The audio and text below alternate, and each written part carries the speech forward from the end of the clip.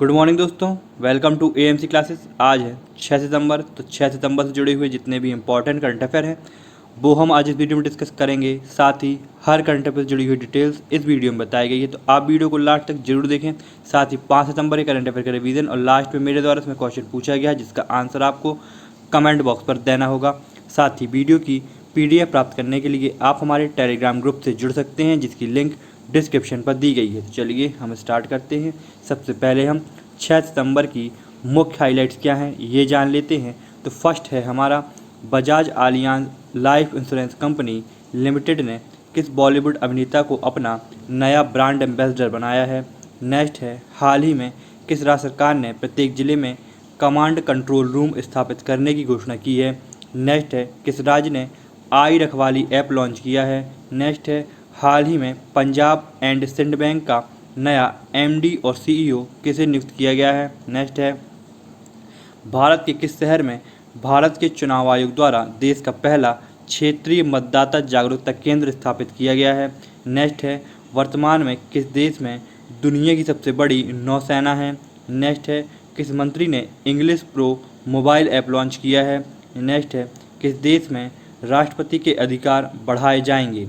अब चलिए हम 5 सितंबर के करंट अफेयर का क्विक रिवीजन कर लेते हैं। तो फर्स्ट है हमारा, किस राज्य में जैव विविधता परिषद की स्थापना की गई है। तो वो राज्य है जम्मू और कश्मीर। नेक्स्ट है, हाल ही में पूर्व राष्ट्रपति प्रणब मुखर्जी के निधन पर किस पड़ोसी देश ने एक दिन के राष्ट्र शोक की घोषणा की है। तो वो है बांग्लादेश। नेक्स्ट है,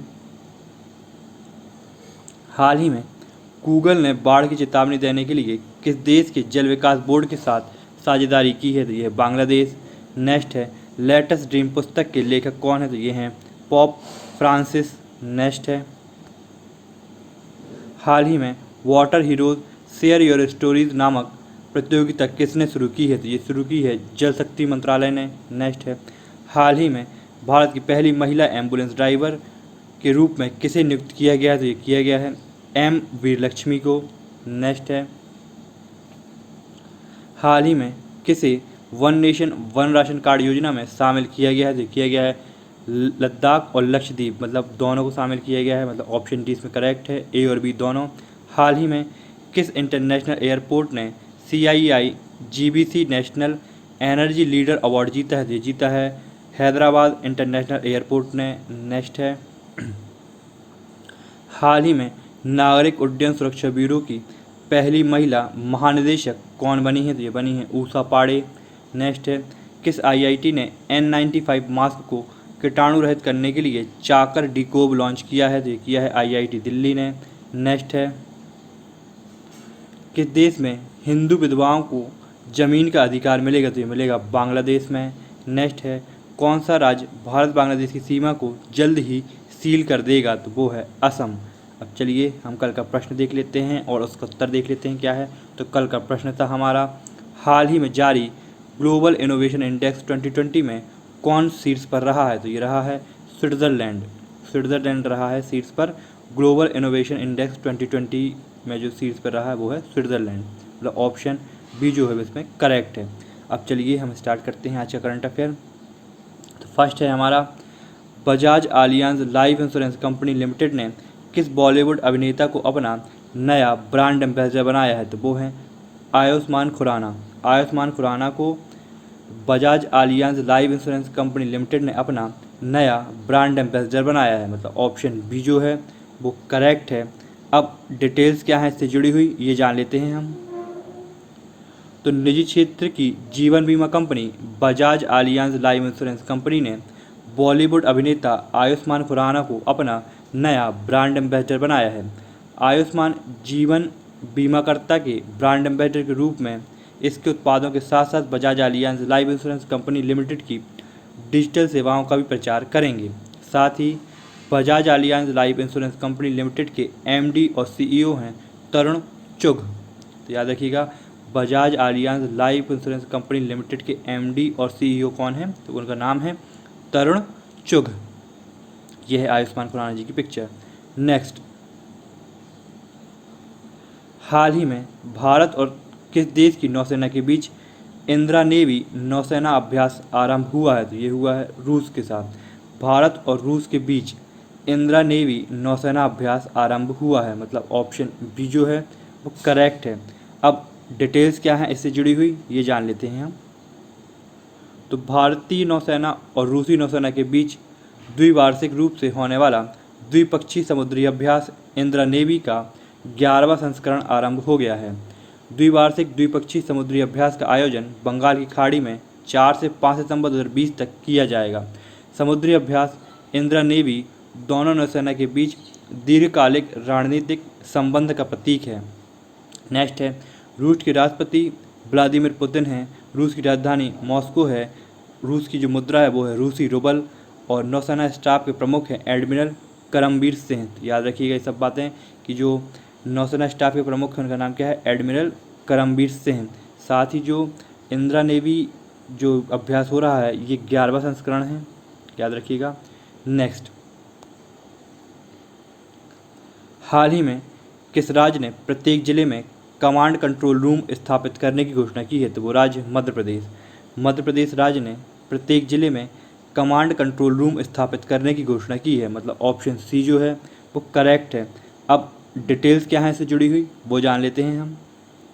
तो मध्य प्रदेश में क्वारंटीन व्यवस्था को प्रभावी बनाने के लिए हर जिले में कमांड कंट्रोल रूम बनाया जाएगा। यह फैसला शिवराज सिंह चौहान की तरफ से कोरोना समीक्षा बैठक में लिया गया। इस कमांड कंट्रोल रूम के जरिए होम आइसोलेशन और होम क्वारंटाइन हुए व्यक्ति की लगातार निगरानी की जाएगी। आपात स्थिति में क्वारंटाइन मरीजों को समय पर इलाज मिल सकेगा। इसके लिए यहाँ एम्बुलेंस भी रखे जाएंगे। साथ ही इसके अलावा क्वारंटाइन हुए व्यक्ति की दिन में कम से कम 2 बार स्वास्थ्य की जानकारी ली जाएगी। नेक्स्ट, तो किस राज्य ने आई रखवाली ऐप लॉन्च की है? तो आई रखवाली ऐप लॉन्च की है पंजाब सरकार ने। मतलब ऑप्शन डी जो है वो करेक्ट है। अब डिटेल्स क्या है इससे जुड़ी हुई वो जान लेते हैं हम। तो पंजाब सरकार ने हरियाली बनाए रखने और पंजाब में पर्यावरण संरक्षण के लिए आई रखवाली ऐप को लॉन्च किया है। इसे राज्य सरकार द्वारा विकसित किया गया है। साथ ही पंजाब में पर्यावरण को बनाए रखने और लोगों में हितधारकों को जोड़कर उनके प्रयासों के तहत इसे लॉन्च किया गया है। साथ ही आई रखवाली ऐप लोगों को अधिक से अधिक पेड़ लगाने और ग्रीनरी सेवियर्स बनाने को भी प्रेरित करेगा। नेक्स्ट, हाल ही में पंजाब एंड सिंध बैंक का नया एमडी और सीईओ किसे नियुक्त किया गया है? तो ये किया गया है एस कृष्णन को। एस कृष्णन को पंजाब एंड सिंध बैंक का नया एमडी और सीईओ नियुक्त किया गया है। मतलब ऑप्शन ए जो है वो करेक्ट है। अब डिटेल्स क्या है वो जान लेते हैं हम। तो कैबिनेट की नियुक्ति समिति ने एस कृष्णन को पंजाब और सिंध बैंक का नया प्रबंध निदेशक और मुख्य कार्यकारी अधिकारी नियुक्त करने को मंजूरी दे दी है। वह एस हरिशंकर की जगह लेंगे। तो याद रखिएगा किसकी जगह लेंगे, ये लेंगे एस हरिशंकर की। साथ ही पंजाब और सिंध बैंक के गैर कार्यकारी अध्यक्ष डॉक्टर चरण सिंह हैं। साथ ही पंजाब और सिंध बैंक का हेडक्वार्टर नई दिल्ली में है। साथ ही पंजाब और सिंध बैंक की टैगलाइन है where service is a way of life. तो याद रखिए इसे टैगलाइन क्या है, where service is a way of life. Next, हाल ही में साउथ इंडियन बैंक का नया एमडी और सीईओ किसे नियुक्त किया गया है? तो ये किया गया है मुरली रामकृष्णन को। मुरली रामकृष्णन को साउथ इंडियन बैंक का नया एमडी और सीईओ नियुक्त किया गया है। मतलब ऑप्शन सी जो है वो करेक्ट है। अब डिटेल्स क्या है इससे जुड़ी हुई वो जान लेते हैं हम। तो भारतीय रिजर्व बैंक ने मुरली रामकृष्णन को 1 अक्टूबर 2020 से 3 साल की अवधि के लिए साउथ इंडियन बैंक का प्रबंध निदेशक और सीईओ नियुक्त करने को मंजूरी दे दी है। साउथ इंडियन बैंक का मुख्यालय त्रिशूर, केरल में है। साउथ इंडियन बैंक की टैगलाइन है experience next generation banking. Next, किस राज्य ने मास्क एटीएम का उद्घाटन किया है? तो वो राज्य है उत्तर प्रदेश। उत्तर प्रदेश राज्य ने मास्क एटीएम का उद्घाटन किया है। मतलब ऑप्शन डी जो है वो करेक्ट है। अब डिटेल्स क्या है इससे जुड़ी हुई वो जान लेते हैं हम। तो उत्तर प्रदेश के सहारनपुर में मास्क एटीएम का उद्घाटन किया गया है। मास्क एटीएम मात्र 5 रुपये में उपलब्ध है। इस एटीएम में बिना हाथ लगाए आप अपने हाथों को सैनिटाइज कर सकते हैं। नेक्स्ट,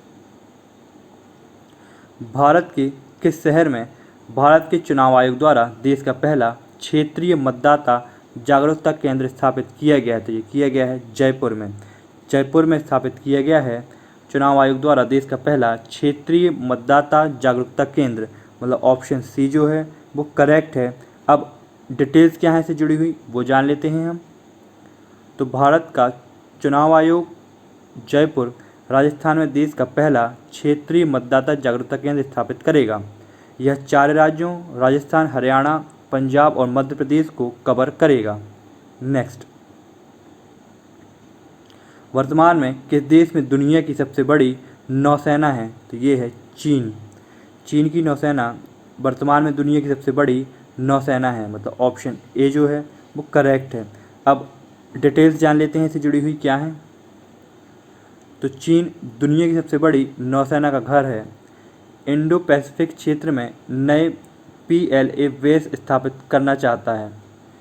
पेंटागन द्वारा 1 सितंबर 2020 को अमेरिकी कांग्रेस को एक विस्तृत रिपोर्ट में यह खुलासा किया गया था।